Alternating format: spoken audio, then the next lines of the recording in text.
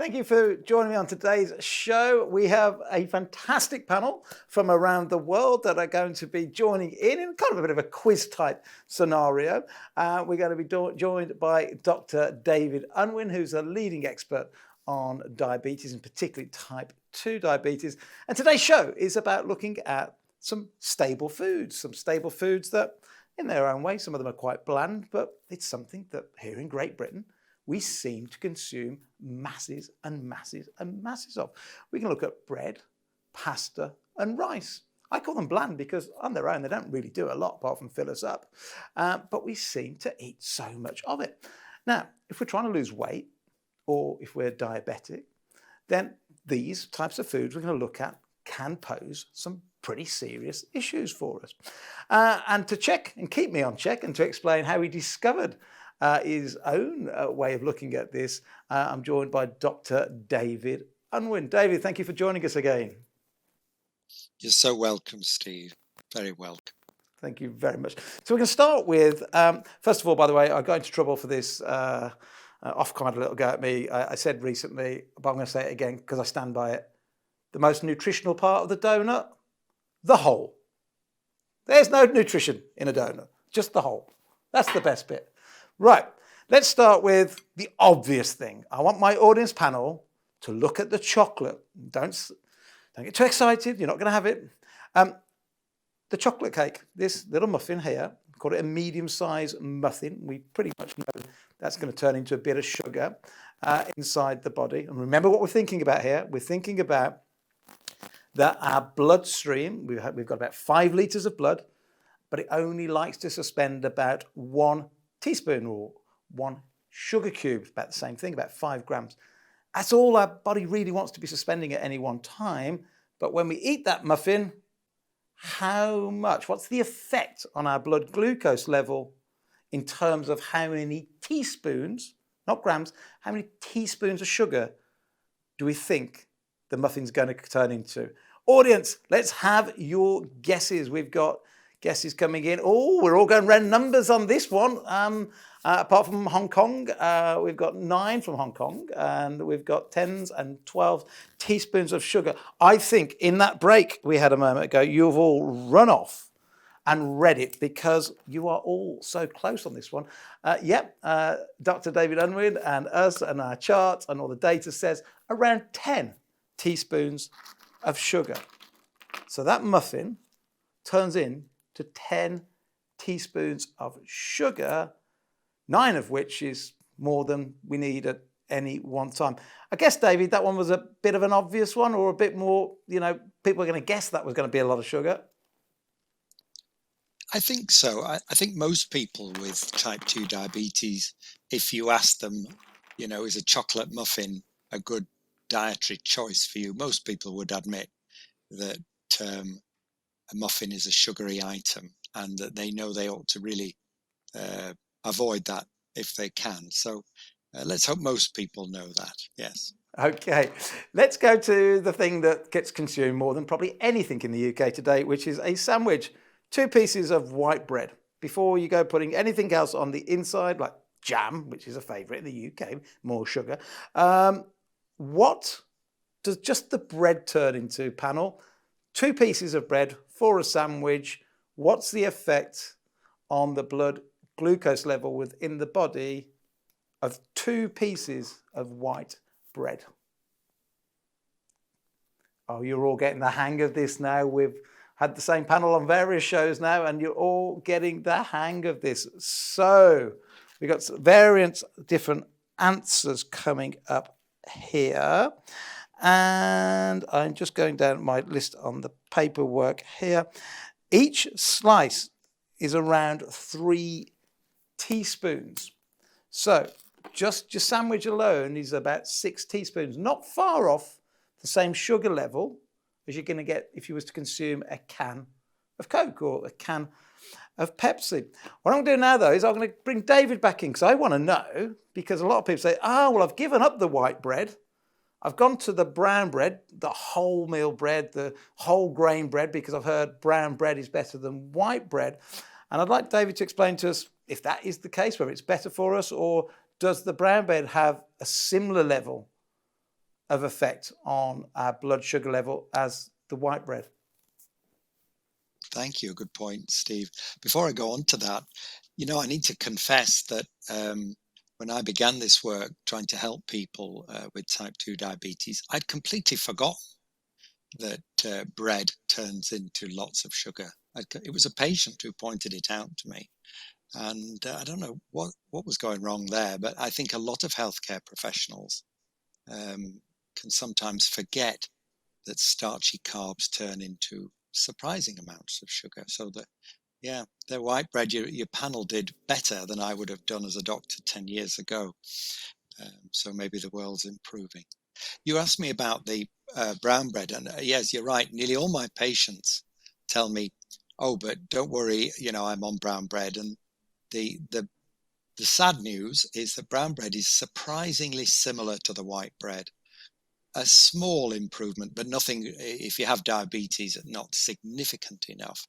And it also depends on the type of brown bread, but in general, it's nearly as sugary as the white bread. Doesn't make a significant difference if you have type 2 diabetes, whether you're having brown bread or white bread. I would avoid bread altogether. That's great advice. And I interviewed a good friend of yours, Dr. James Gornick, recently, who has twice been voted the best dentist in the UK by his own industry. And he said, Steve, the number one cause of children aged 5, 6, 7, 8 and 9 spending a night in hospital is because of tooth decay. And I went, oh, that's terrible. That is really, really bad. I said, of course, cans of pop. And he went, no, maybe years ago it was cans of pop and things like that. He says, we believe that one of the biggest causes is bread. I said, how on earth can bread cause tooth decay? And he said, get a piece of bread, put it in your mouth, just a little bit, and chew and chew and chew for a minute, and it will go so sugary, you spit it out. The enzymes in our mouth that break down the bread into sugar do it before it even leaves the mouth. So if you're having problems with tooth decay, it could be the bread that is causing it. Fascinating stuff. Right, let's go to a staple for many people, which is a bowl of rice. We're going to talk about the actual weight of the rice as well, because the weight of the rice is important. We're going to talk about a bowl of rice. We're going to talk about basmati rice of 150 grams. Which this is 150 grams. And I can tell you right now, that is nothing compared to the size that you get in the silver tray from the Chinese, certainly in the village where my dad lives. It's about half the size. But what do you think rice is doing when we consume rice? Panel, let's have a guess on the rice. We've got 20 teaspoons, we've got 10 teaspoons, we've got 20 teaspoons, we've got 4 teaspoons, we've got 15 teaspoons. Well, the answer is, and we've got 8 as well. The answer is 150 grams, which is what we've got in this little dish here. It's just so much, can't believe it. I have to check it 3 times. 10 teaspoon equivalent of sugar. And I don't need to ask David this because it's something I'm pretty familiar with. Again, it doesn't matter really whether it's white rice or brown rice. There might be a marginal improvement on brown rice.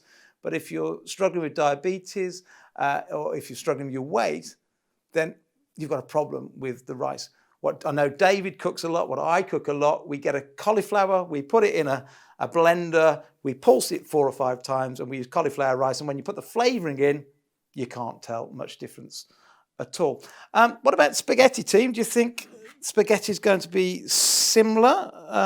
So spaghetti, we've weighed this in at 180 grams because it tends to weigh a little bit more than the rice. So 180 gram portion. Again, I think many of you would agree that with the spaghetti bolognese, you're probably going to have a lot more than that.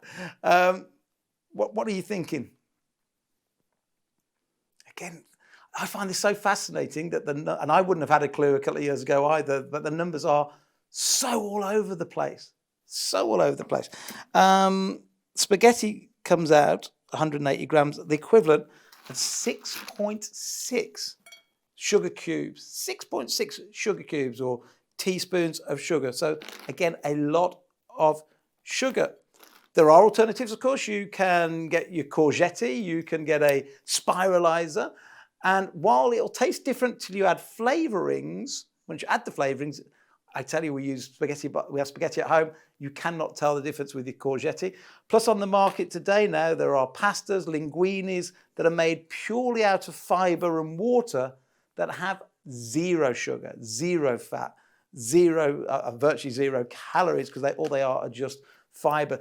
It's about trying to find the alternatives for you. David, rice, pasta, other than just saying, if you're diabetic, try and avoid it. Any tips, tricks that you recommend to your patients, or things? I know your son's a brilliant butcher, Robert. And if he was slicing up that meat for somebody to do a bolognese and they wanted something to go with it, what would your brilliant son say? Yeah, I think I encourage my patients to plan their meals around protein, so that you think, well, what meat or fish or eggs or cheese, what's going to form the basis of the meal? And then I'd add in green leafy vegetables, because if you're having protein and you're having green vegetables, you're getting all of the nutrients that you require. And particularly if you think about sugar for somebody with type 2 diabetes, sugar is in a way a metabolic poison for somebody with type 2 diabetes. So why would you choose to have any sugar? A bit like, do you want to be moderately poisoned or not at all poisoned? So I haven't eaten a potato or spaghetti or rice for 8 years. So I would plan meals around healthy proteins, add in green veg and some healthy fats, and then you've hardly had any sugar at all, but you've had a very nutritious meal. Yeah, and until you switch as well, you don't realise that actually many of these things are just bland, they're just fillers. So, until you have that first curry that you've made at home, healthily at home, until you have it on a bed of spinach, you don't realise that actually you enjoy the meal so much more, because, half of the spoonful isn't just that bland rice or that bland pasta. The whole mouthful now is full of flavour. Brilliant stuff. Panel, again, fantastic. I'm afraid if you're worried about diabetes, you have pre-diabetes, trying to lose weight, or do have diabetes, that we need you to find some alternatives to certainly your bread. Oh, and before I go, I'm probably going to get in trouble for this one. We just talked about bread a second ago. Let me tell you about what happened the other day when we went to Subway's. We went to Subway's the other day and we got the 12-inch bread. We asked them not to put any butter on it so we could weigh it properly. We just had it, bit of cheese in it so we could take the cheese back out. We got it back and we weighed the bread, and the bread weighed in at 150 grams, just the bread, no filling in at all. And the Subway equivalent turned out to be 15 teaspoons of sugar. So like drinking 2 cans of Coke by having just the bread alone with no filling. And if you just go back to where we started this all off, if the bloodstream has 5 litres of blood and only spends about 1 teaspoon, you've got to ask the question, where does the other 14 go and what is the effect? Anyway, we're not trying to put you off food. We have to eat. It's not like somebody trying to put you off smoking or drinking, which is optional. We have to eat. I think the advice David and all the brilliant doctors and our nurses and our experts at Health Results are trying to get across is it's important to do your research about what foods do what to your blood sugar, and then with your family and your friends, find those alternatives that you enjoy, probably even more, and then start cooking in a way to manage your blood sugar levels.